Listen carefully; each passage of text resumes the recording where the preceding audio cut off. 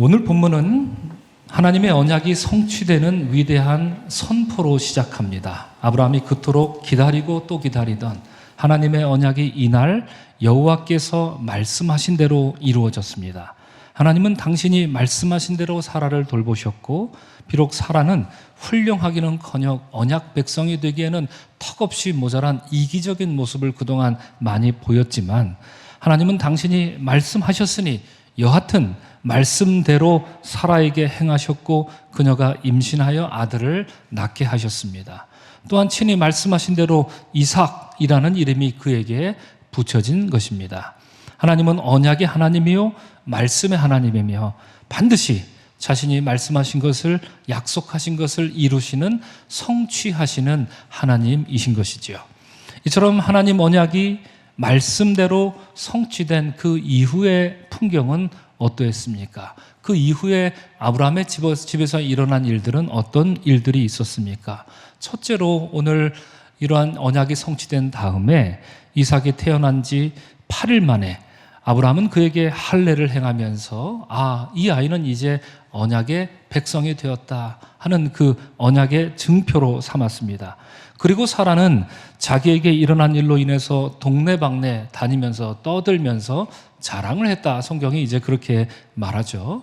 여러분, 90세에 아들을 낳으면 오늘날 같으면 이게 정말 자랑할 일인지 어떤 일인지 잘 분간이 되진 않습니다만, 여하튼 우리가 읽은 이 이야기 속에서 사라가 90세에 아들을 낳았다는 것은 너무나도 기가 막힌 그런 일이겠지요. 오죽했겠습니까? 자랑할 만합니다.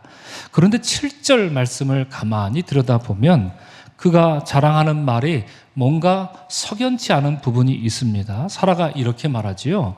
사라가 자식들에게 젖을 물리게 될 것이라고 누가 아브라함에게 말할 엄두를 내었으랴, 이렇게 이제 기뻐하고 있습니다. 여기까지는 큰 문제가 없습니다. 그런데 그 다음 말이 이렇습니다. 그러나 내가 지금 늙은 아브라함에게 아들을 낳아주지 않았는가? 이 세번역 성경 버전인데요. 그렇습니다. 여러분, 뭐가 좀 이상하지 않습니까? 뭐가 이상할까요? 사라의 문제가 확연히 저 노란 글씨에 드러납니다. 사라는 아브라함에게 아들을 누가 낳아주었다? 내가 낳아주었다. 지금 이렇게 뻐기고 있는 거죠. 여러분, 우리가 많이 확인했지만 그동안 정작 하나님이 사례였을 때부터 나타나셔서 수차례 언약하시고 확인해 줄 때 사라의 태도는 어땠습니까? 아멘, 주여 믿습니다. 복종하겠습니다. 마리아처럼, 예수님에 묻힌 마리아처럼 그렇게 겸손한 복종의 모습을 보였던 것이 전혀 아니었죠. 죽어라고 안 믿습니다. 그리고 심지어 하나님의 언약을 속으로 비웃기까지 했던 장본인 바로 사라였는데, 아들을 낳자 사람이 갑자기 돌변해서 내가 이룬 일이다, 이건 내 업적이다, 이렇게 치장하면서 사람들에게 자랑하고 돌아다녔다 하는 이야기를 성경은 우리에게 말하고 있습니다. 그리고 시간이 흘러 이삭이 젖을 때자 아브라함은 오늘 본문에서처럼 큰 잔치를 이삭을 위해 벌입니다. 오늘날로 치면 돌잔치를 했다, 이렇게 이해하시면 될 텐데요. 요즘에야 여러분, 아이가 태어나면 어느 정도 모유를 먹이다가 이유식을 먹이고 이제 딱딱한 음식을 먹일 준비를 하지만, 고대 사회에서는 아이들이 태어나면 뭐 먹일 게 제대로 있습니까? 그러니까 아이가 젖을 뗄 때까지 그냥 젖을 물리고 살았던 것인데, 유대 사회에서 보통 언제 몇 살 때 젖을 떼냐면 보통 3, 4살 때 젖을 뗀다고 합니다. 심지어 기록에 따르면 7살, 8살이 될 때까지 엄마 젖을 먹고 살았다 하는 이야기도 있을 정도입니다. 그래서 평균적으로 생각해 보면 이삭이 지금 젖을 뗀 나이는 몇 살쯤 됐을까요? 한 3살, 4살 요 정도 됐다. 여러분, 1살 돼서 젖된 아이가 막 이런 일이 일어나고 하는 것은 아니었고요. 우리가 3살 정도로 추정해 볼 수 있습니다. 자, 그런데 9절을 보니 이제 뜻밖의 일이 벌어지는 거죠. 잔치하고 있는 바로 그 순간 밖에서 이제 두 아이가 놀고 있었습니다. 9절은 이렇게 말합니다. 사라가 본즉 아브라함의 아들 애굽 여인 하갈의 아들이 이삭을 놀리는지라, 이렇게 말합니다. 여러분, 성경 본문이 좀 잘못된 것 같지 않습니까? 뭐가 좀 이상하지 않습니까? 아브라함의 아들 애굽 여인 하갈의 아들, 이게 누구죠?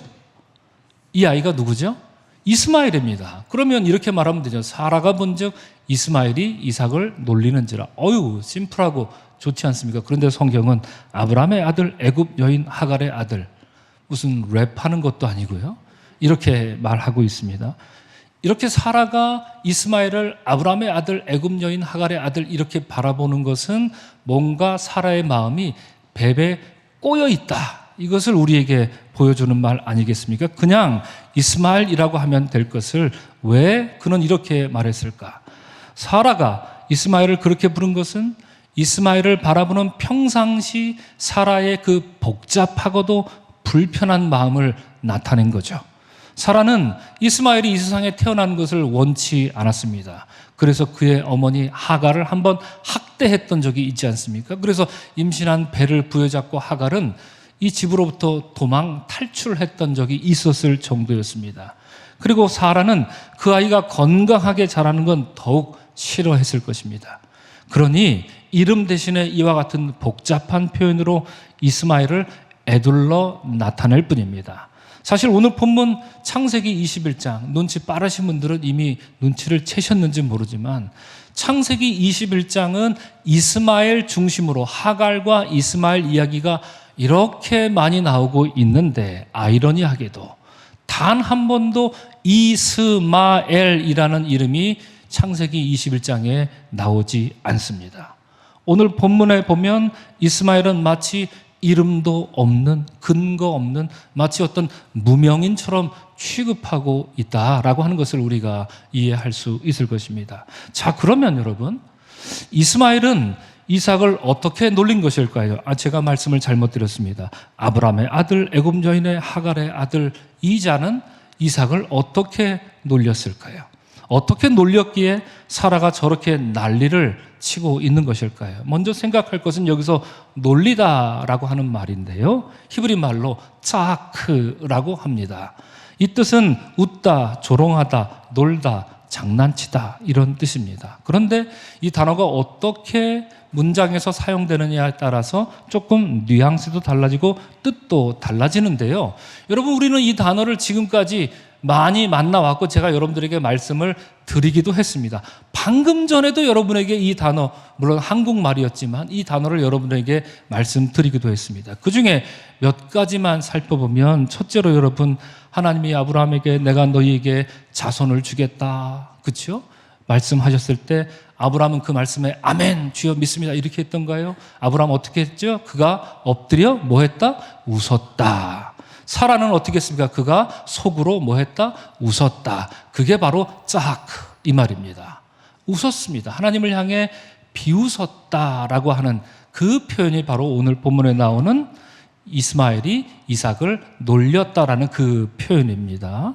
여러분, 소돔 고모라 심판당할 때 천사가 그 소식을 롯에게 전해졌을 때 롯이 바로 문 열고 나가서 득달같이 나가서 그의 예비 사위들에게 야, 이제 하나님이 심판하신다, 다들 도망가라 얘기했을 때 그 사위들이 아멘 그렇게 하겠습니다 장인어른 이렇게 했던가요? 아니죠. 어떻게 했죠? 성경은 말합니다. 그들이 농담으로 여겼더라. 이 말이 짜크라고 하는 표현입니다. 이처럼 다양하게 사용되지요. 그러므로 1차적으로 이 단어는, 이 말은 비웃는 것입니다.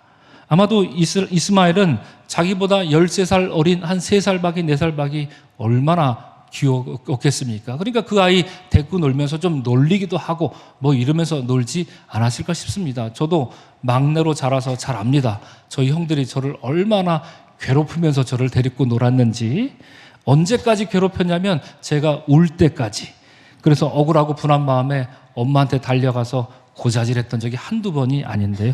형제들은 다 그러고 노는 것 아닙니까? 아마 그런 모습을 보지만 사라는 그런 모습조차도 용납이 안 됐던 거죠. 왜?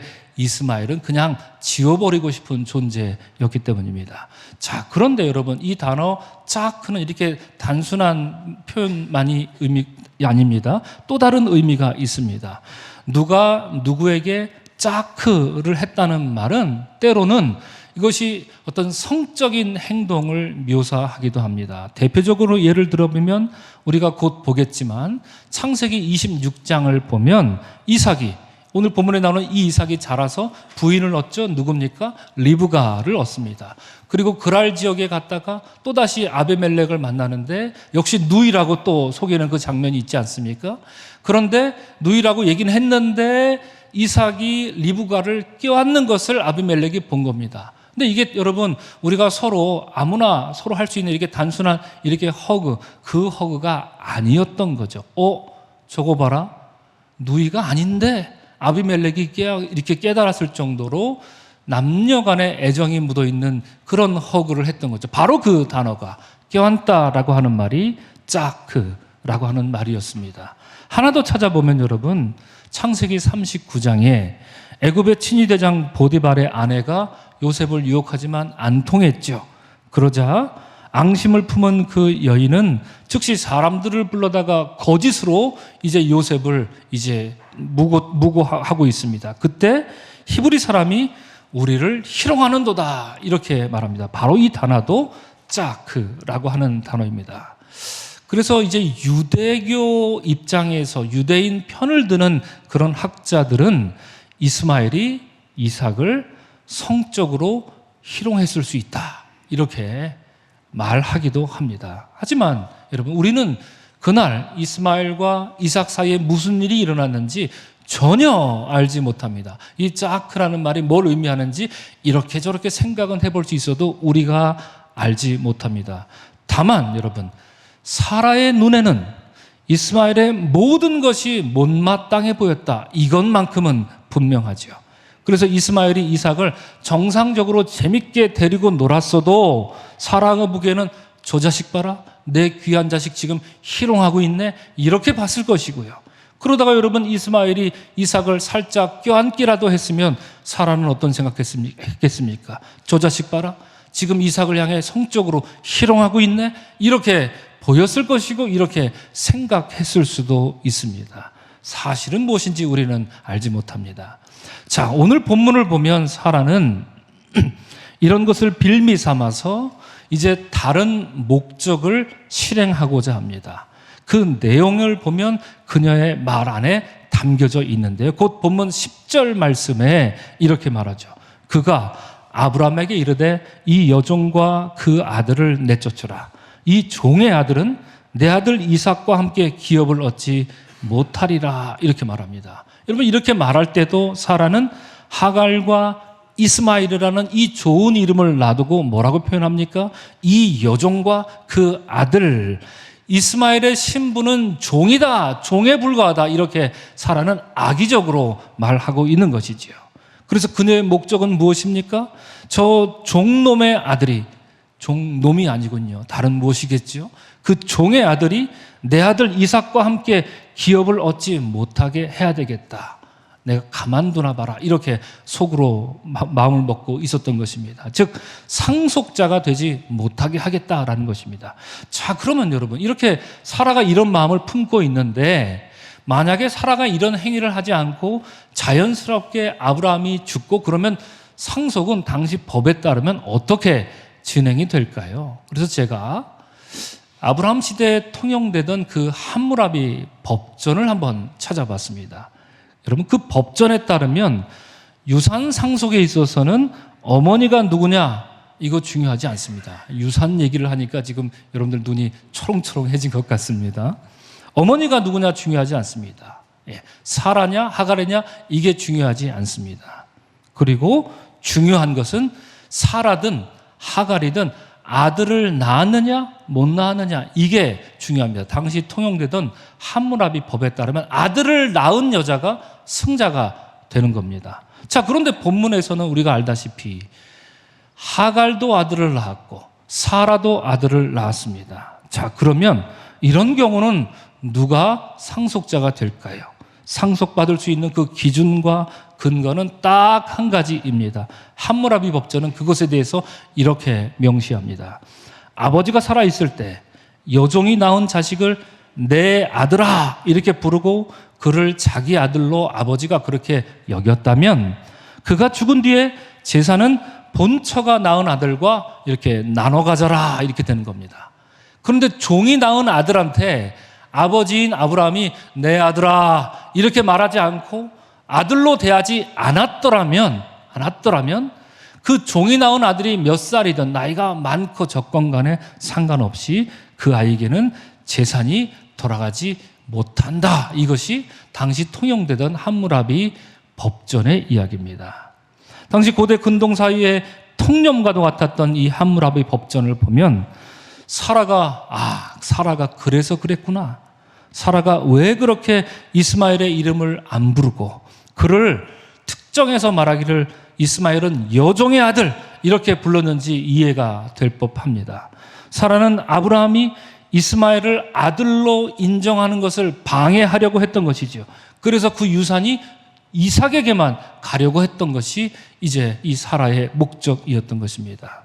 자, 이 여종과 그 아들을 내쫓으라. 이것이 사라의 최후 통첩이었습니다. 자, 그러면 여러분 한 가지 여쭤보겠습니다. 우리가 아는 아브라함은 지금까지 이스마엘을 아들로 여겨줬었던가요? 아니었나요? 하갈의 자식으로 태어났던 이스마엘을 그는 내 아들이다 이렇게 아들로 여겼었던가요? 아들이라고 불렀었던가요? 아니었던가요? 어땠습니까, 여러분? 일부 예배 때는 대답이 합창으로 나왔는데요. 아들로 여겼습니다. 그렇죠. 여러분, 하나님이 아브라함에게 할례를 행하라 이렇게 말씀하셨을 때 아브라함은 성경에서 이렇게 말하죠. 이날에 그 아들 이스마엘과, 그렇죠, 분명히 말합니다. 그 아들 이스마엘이 그 포피를 뗀 때는 13세였더라 이렇게 말합니다. 그렇습니다. 이삭이 태어나기 전에 이스마엘은 아브라함이 물고 빨고 사랑했던 그의 아들이 분명합니다. 이처럼 아브라함이 끔찍이 사랑했던 아들 이스마엘을 내쫓으라 하는 이 사라의 요청을 듣고 아브라함의 반응은, 그의 마음은 어떻겠습니까? 11절은 아브라함의 마음에 대해서 이렇게 말합니다.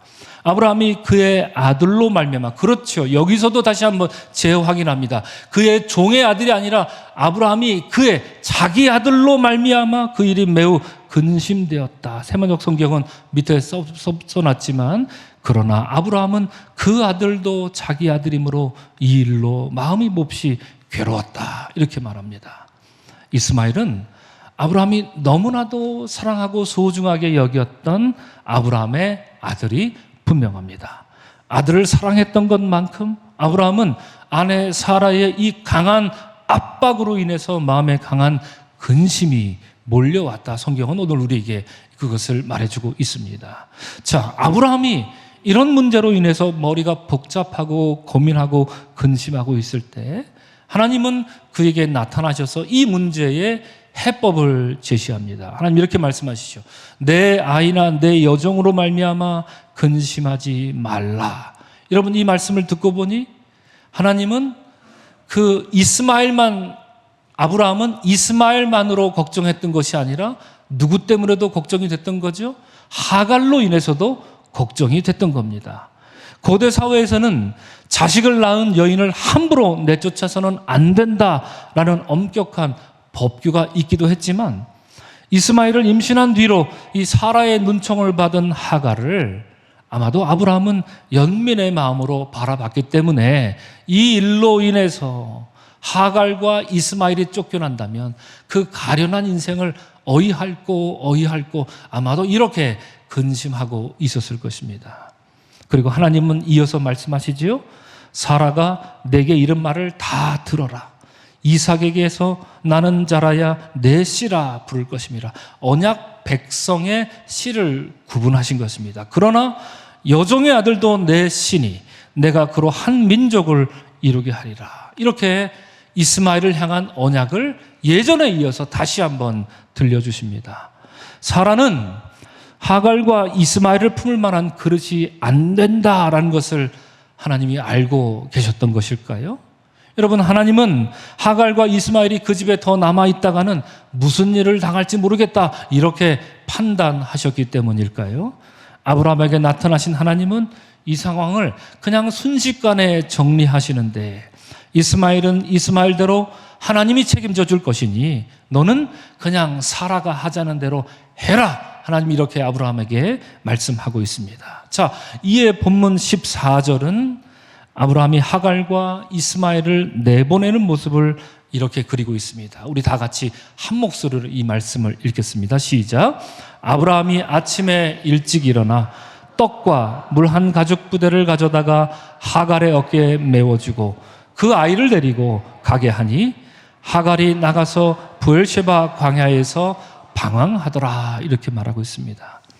여러분, 지금까지 우리가 창세기 12장 이후로 아브라함을 만나왔는데요, 여러분 기억에 아브라함이 아침 일찍 일어났다 이렇게 성경이 말하는 구절 혹시 기억나는 장면이 혹시 있습니까? 아브라함이 아침 일찍 일어났다라고 하는 그런 표현, 지금까지 한 번 나왔고요, 오늘이 두 번째입니다. 그런데 이 표현이 아브라함이 아침 일찍 일어났다는 말이 언제 나타났냐면 소돔성이 멸망할 때, 그 멸망하는 것을 아브라함이 아침 일찍 일어나서 그 소돔성이 멸망하는 것을 멍하니 바라보았던 거죠. 그때 제가 여러분들에게 말씀드리기로 이때 이 아브라함이 품었던 그 마음은 이런 마음일 겁니다. 상실감, 허망함, 그리고 무엇보다도 무기력감에 아브라함은 빠졌을 겁니다. 제가 이제 그 말씀을 드렸습니다. 자, 오늘 본문의 두 번째로 성경은 아브라함이 아침 일찍 일어났다라고 말합니다. 그리고 세 번째로 아침 일어날 때는 이삭을 제물로 바칠 때도 아침 일찍 일어납니다. 근데 오늘 두 번째 아침 일찍 일어났던 이 아브라함의 마음은 어땠을까요? 그의 마음이 막 기쁘고 신나고 막 이랬을까요? 이삭을 바치러 아침 일찍 일어났을 때 기쁘고 신나고 막 그랬을까요? 아니죠. 마음으로는 내가 하고 싶은 건 다른 건데 지금 이 상황이 아내 사라도 다른 걸 요구하고 있고 하나님께서 나타나셔서 말씀으로 그렇게 말씀하시니 상실감, 허망함, 그리고 아무것도 내가 할 수 있는 게 없구나라는 그 무기력감, 이런 마음에 빠져서 오늘 이 아침에 아브라함은 일어나고 있던 것입니다.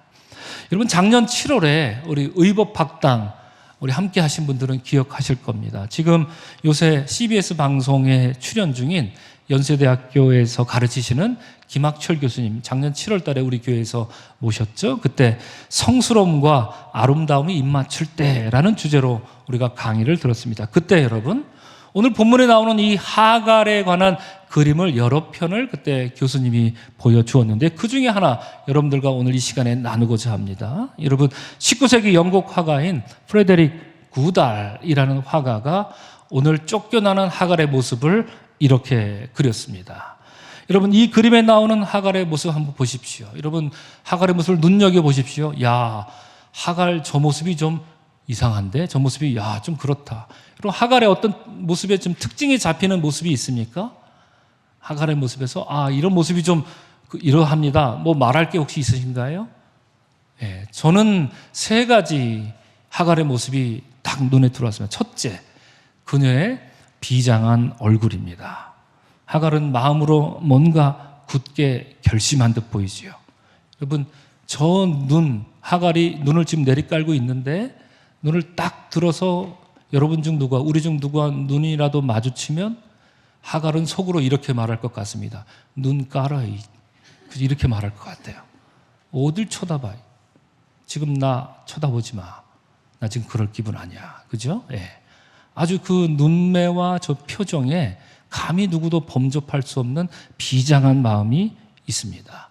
자, 둘째로 여러분, 물동이를 들고 있는 저 손을 보십시오. 하갈의 어깨가 갸냘퍼 보이는 여성인 건 분명하지만 여러분, 저 물동이를 여러분들 여성들 아무나 이렇게 막 물동이를 들고 이렇게 걸어갈 수 있습니까? 이 자세는 노동자의 자세입니다. 그렇죠? 노동자가 시멘트, 저도 이거 많이 시멘트 딱 어깨에 들고 양쪽 어깨에 들고 이렇게 많이 걸어봐요. 노동자의 자세입니다. 아브라함의 집에서 노동으로 단련된 여인이 아니었으면 저 물동이 이렇게 들고 못 갈 겁니다. 자, 반대쪽 손은 어떻습니까? 하갈은 주먹을 이렇게 쥡니다. 저것은 남자는 주먹을 저렇게 안 쥐죠. 남자는 이렇게 쥐죠. 그런데 여성입니다. 이렇게 졌습니다. 분명 여성의 주먹인데 저 주먹도 범상치 않아 보입니다. 분명 여자의 주먹이지만 저 주먹 앞에 웬만한 남자가 앞에서 얼쩡거들었다가는 뼈도 못 칠 것 같은 그런 강인함과 굳센 의지가 저 주먹 안에 이렇게 담겨 있는 듯합니다. 그리고 마지막 셋째로 여러분이 하갈의 모습 중에 제 눈에 들어왔던 것은 저 하갈의 발 모양입니다. 그의 발 모양은 앞으로 나가겠다라는 그런 진취적인 모습을 보여주고 있기도 하지만 저는 그녀의 발, 엄지가 유난히 길고요. 엄지와 검지 사이가 이렇게 벌어져 있는 것 같아서 저게 사람의 발은 맞지만 어쩌면 마치 짐승의 발처럼, 그래서 이 뜨거운 사막길이라 해도 저 발로 걸으면 하등 문제가 없겠다, 이렇게 안심이 될 정도로 그렇게 보이는 넉넉한 하갈의 발을 보았습니다. 자, 이러한 하갈의 모습을 보며 앞서 말씀드렸던 그 김학철 교수님은 그의 책에서 이렇게 씁니다. 하갈은 어린 이스마엘과 함께 뒤돌아서 아브라함의 집을 보지 않는다. 뒤돌아보지 않는다라는 겁니다. 그렇죠? 그는 아브라함에게 기대기보다는 하나님 언약을 믿는다. 이렇게 말합니다. 비록 지금 눈앞에 펼쳐진 것은 막막하고 광활한 광야뿐이지만 하갈은 걸어간다. 오늘 할렐루야 찬양대가 걸어간다. 오늘 찬양했던 것이 바로 이런 모습이 아닐까 싶은데요. 자, 김학철 교수님이 저런 얘기를 했습니다. 이게 무슨 말인가요? 여러분, 하나님이 하갈에게 그리고 이스마엘에게 언약의 말씀을 주신 적이 있습니까? 있다고 말씀하십시오. 있습니다. 예. 언제요? 집에서 도망쳤을 때. 그렇죠? 도망쳤을 때. 하갈이 그때는 사례였죠. 사례의 학대에 못 견뎌 광야로 도망쳤을 때 그녀는 가데스 바네아 광야의 슐이라고 하는 지역에 있는 어느 샘, 그죠? 어느 샘 곁에서 하나님을 만났습니다. 그때 하나님은 내가 내 씨를 크게 번성하여 그 수가 많아 셀 수 없게 하리라, 이 말씀을, 언약의 말씀을 그때 주셨습니다. 하시며 언약을 주셨고요. 그녀가 임신한 아들의 이름을, 그 아이가 태어나면 그 아이의 이름을 이스마엘이라 해라. 여러분, 이삭보다 하나님은 이스마엘의 이름을 먼저 주신 겁니다. 그렇죠? 예, 먼저 주셨습니다. 그리고 이름에 뜻하여 이는 여호와께서 내 고통을 들으셨습니다. 이런 뜻을 붙여주었습니다. 이때 하갈이 만난 하나님은 어떤 하나님입니까? 들으시는 하나님이었던 것이죠. 그렇죠? 자, 이 일로 감격한 하갈은 그 광야에 있던 자기를 찾아내시고 자기를 바라보시고 자기를 지켜주신 그 하나님을 생각하면서, 야, 이 자리를 내가 기념해야 되겠다 하면서 하나님을 만난 그 샘을 일컬어서 이름을 짓기로 부엘 라헤 로이 이렇게 짓습니다. 부엘은 샘이란 뜻이고, 라헤는 살아있다, 리빙이란 뜻이고, 로이는 사이트, 이 눈, 봄, 보다, 이런 뜻입니다. 그렇죠? 그래서 우리가 이걸 읽을 때 보통 목사님들이 부엘라 헤로이 이렇게 읽는데, 그거는 좀 아버지 가방에 들어가신다 이렇게 읽는 것과 똑같은 거라서 부엘 라에 로이 이렇게 일부러라도, 뭐 실수로 틀릴 수는 있더라도 부엘 라에 로이 이렇게 읽을 필요가 있습니다. 이름하여 살아계셔서 나를 바라보시는 분의 샘물, 그렇죠? 부엘 라에 로이. 그래서 부엘이라고 하는 말은 샘이라고 하는 뜻이었죠. 여기서 하갈은 하나님을 만났는데 그 하나님은 어떤 하나님이었습니까?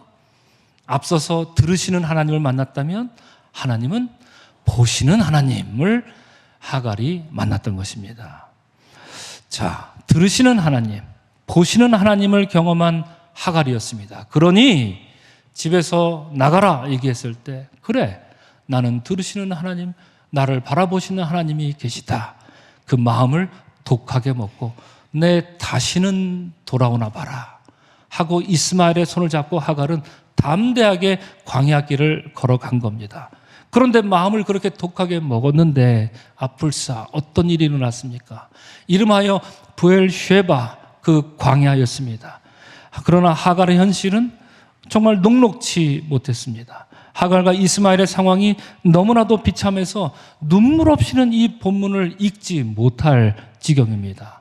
여러분, 오늘 본문에서 하갈이 떠난 그 지역 이름이 뭐라고 제가 말씀드렸다고요? 부엘쉐바입니다. 부엘은 무슨 뜻이라 말씀드렸습니까? 샘, 우물 이런 뜻입니다. 그래서 부엘쉐바라고 하는 말은 7개의 우물, 그러니까 우물이 어딘가에 많이 있다, 우물이 풍성한 곳이다 이런 뜻이에요. 그리고 맹세 우물 이런 뜻이 있습니다. 그런데 그래서 부엘셰바로 갔는지는 모르겠으나 눈을 씻고 쳐다봐도 우물 하나 못 만납니다. 이에 가죽 부대에 담은 물이 다 떨어지고 가지고 온 식량도 바닥났습니다. 오랫동안 먹지도 못하고 마시지도 못한 아들 이스마엘은 갑자기 맥박이 점점 사그라집니다. 이스마엘이 죽어가고 있었던 것이죠. 하갈은 이 죽어가는 아들을 자그마한 큰 나무, 상수리 나무와 같은 그 나무는 없었기에 자그마한 관독 덤불 아래 이렇게 살살 밀어 넣지요. 그러면서 말하기를 내가 아이가 죽는 것을 참아 보지 못하겠구나 이렇게 말합니다.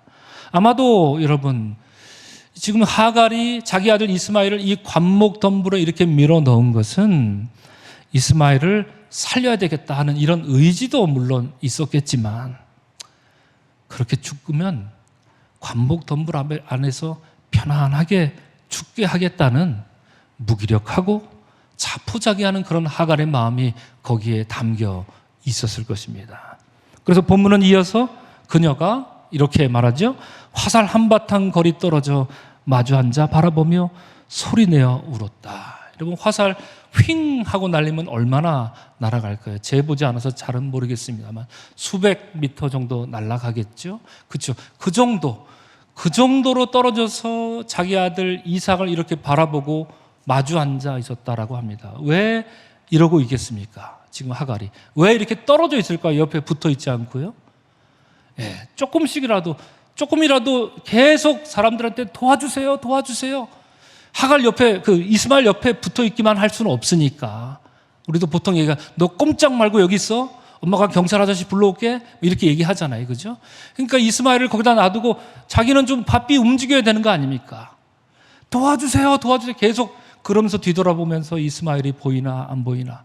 그래서 그 거리가 화살 쏜 거리만큼 이렇게 떨어질 정도로 멀리 하갈은 걷고 또 걸으면서 소리내어서 통곡하며 울었다. 성경은 그렇게 말합니다.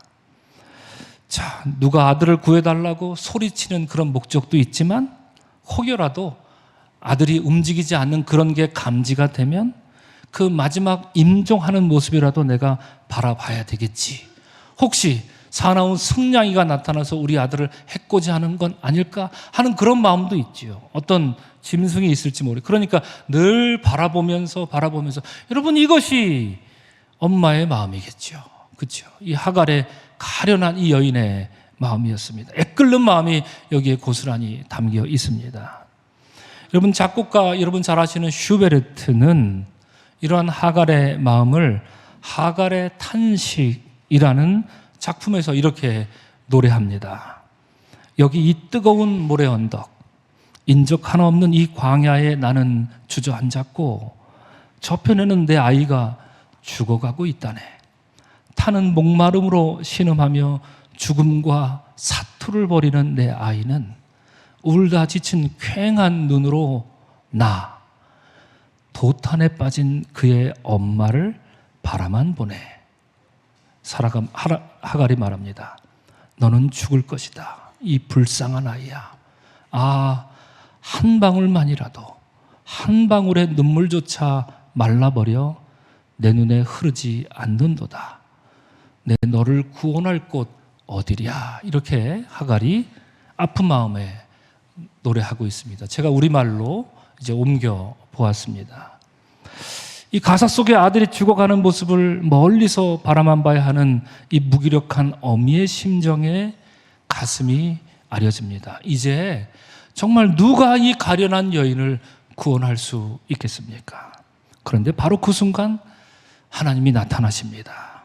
이에 대해서 본문은 하나님이 그 어린아이의 소리를 들으셨으므로 하갈아 무슨 일이냐 두려워하지 말라. 하나님이 저기 있는 아이의 소리를 들으셨으니 일어나 아이를 일으켜 내 손으로 붙들라. 그가 큰 민족을 이루게 하리라. 이렇게 말씀하고 있습니다. 여러분 하나님이 누구의 소리를 들으셨다고요? 아이의 소리를 들었다고 합니다. 지금 누가 울부짖었습니까? 하갈이 울부짖었다고 성경은 말했잖아요. 근데 하나님은 그 어린아이의 소리를 들었다, 신음소리를 들었다 2번씩이나 강조하며 말합니다. 그러고 보니 여러분 앞서 우리가 살펴봤지만 이스마엘이라고 하는 이름의 뜻은 무엇이었습니까? 여호와께서 내 고통을 들으셨음이라, 이런 뜻입니다. 하갈은 앞서 우리가 살펴본 것처럼 첫 번째로 광야로 도망갔을 때 들으시는 하나님을 만난 것처럼 지금 브엘셰바 광야에서도 들으시는 하나님을 만나고 있는 것이죠. 그래서 이어지는 19절 말씀 보면 하나님은 하갈의 눈을 밝히셨으므로 하갈이 비로소 샘물을 보고 가서 가죽 부대에 물을 채우다가 그 아이에게 마시게 하였다, 성경은 말합니다. 여러분, 이 말씀 무슨 뜻입니까? 그럼 지금 하갈은 어디에 서 있는 겁니까? 어디 옆에 서 있는 겁니까?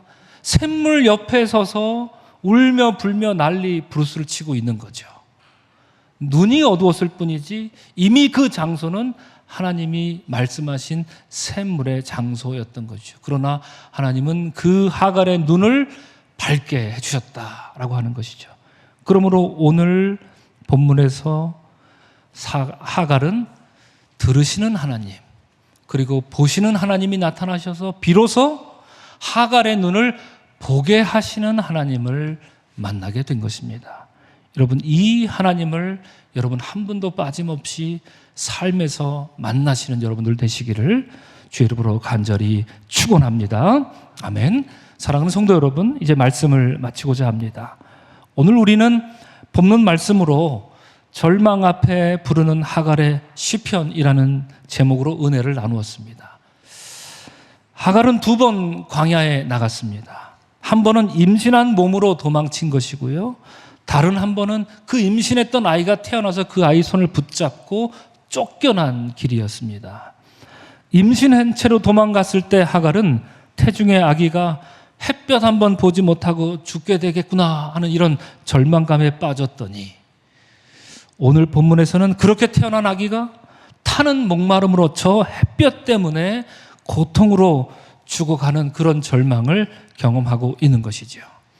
이처럼 2번이나 광야에 내몰린 하갈은 2번 다 샘물 곁에서 하나님을 만납니다.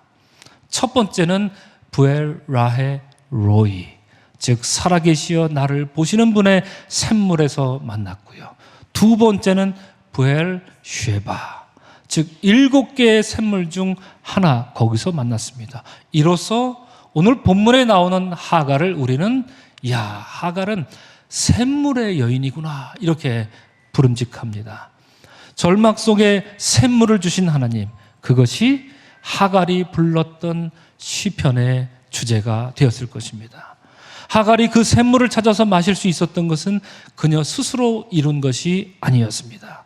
절망으로 탄식하며 울고 있을 때 들으시는 하나님이요, 보시는 하나님이요, 이로써 그로하여금 보게 하시는 하나님으로 말미암아 그녀의 눈을 밝게 해주셨기 때문입니다. 이로써 그의 영혼을 사망에서 건지셨고 메마른 눈물 자국을 닦아주셨으며 넘어진 그녀를 다시금 일어설 수 있도록 손을 내밀어 주셨던 것입니다. 사랑하는 오늘 이 예배에 나오신 성도 여러분, 우리 삶에도 이와 같은 막막한 절망의 순간이 찾아올 때가 있습니다. 한 번도 아니고 2번 찾아올 수 있습니다. 우리의 힘과 능력으로 벗어나 보려고 하지만 오히려 더욱 무기력해지는 우리를 보게 됩니다. 우리 영혼이 무언가에 지배를 받는 거 있는 거 아니야? 통제를 받고 있는 거 아니야? 이렇게 우리 영혼이 딱딱해지고 뻣뻣해지는 그런 순간을 맞이할 때도 있습니다. 눈앞의 모든 현상이 부정적인 생각 앞에 캄캄하게만 보일 때가 있습니다. 그것은 마치 부엘셰바 우물 옆에 두고도 그 우물을 보지 못해 죽어가던 하갈의 모습과도 같다 할 것입니다. 사랑하는 성도 여러분, 바로 그 순간 우리가 불러야 할 시편의 노래가 있다면 그것은 무엇이겠습니까?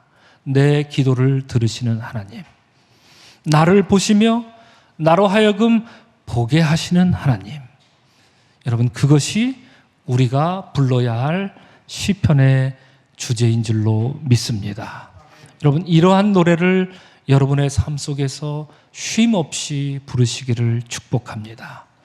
우리 삶에 타는 목마름의 순간이 찾아온다 할지라도 우리 하나님은 들으시는 하나님이셔서 여러분의 작은 신음에도 응답하시는 하나님인 것을 믿는 여러분들이 되시기를 주 이름으로 축원합니다.